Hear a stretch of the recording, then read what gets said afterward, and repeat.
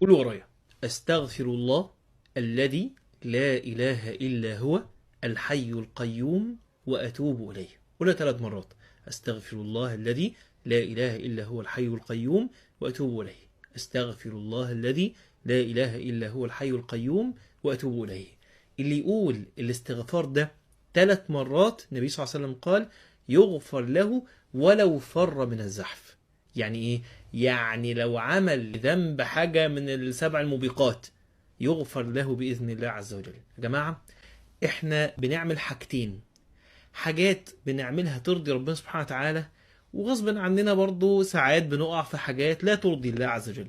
طيب اللي بنعمله يرضي ربنا سبحانه وتعالى، خلاص هنكتره ونكبره ونحسنه عشان نعلو في الدرجات. ولكن ان انت تكون بتتزين بالعمل الصالح وانت اصلا لابس ثوب مش نظيف، دي غلطة كبيرة جدا جدا. عشان كده لازم نهتم بمسألة الاستغفار. الاستغفار بمثابة التطهير. انا عايز اعلو، طيب اعلو وارتقي وانا منظف نفسي. عايز احلي حاجة يبقى لازم اكون منظفها. فواظب على الاتنين: ان انت تستغفر وتداوم على الاستغفار، وان انت كمان تداوم على العمل الصالح. فلو عملت ده وعملت ده تصل إلى الله عز وجل بإذن الله.